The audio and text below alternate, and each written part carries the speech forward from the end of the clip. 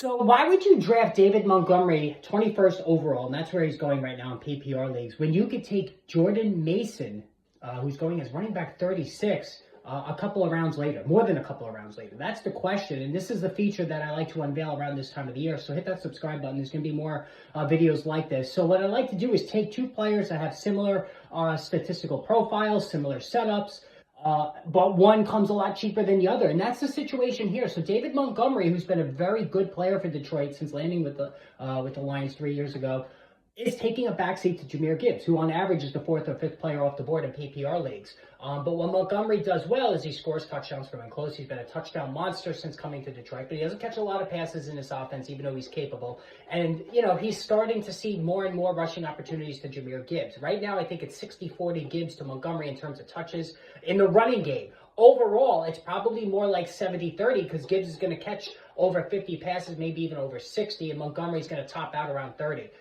Now, Jordan Mason, who's going, like I said, running back 36 compared to Montgomery, who's running back 21. Jordan Mason very well could have more rushing yards than David Montgomery. I think it's going to be close to a 50-50 split with him and Aaron Jones. Aaron Jones never stays healthy, misses games every year. Now, Jones is an excellent receiver, but he struggled in goal line situations and short yard situations.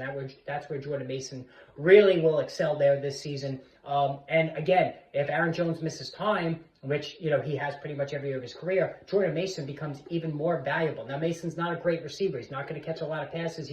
Montgomery, for his modest total, is going to have probably 15 to maybe even 20 more catches than Jordan Mason.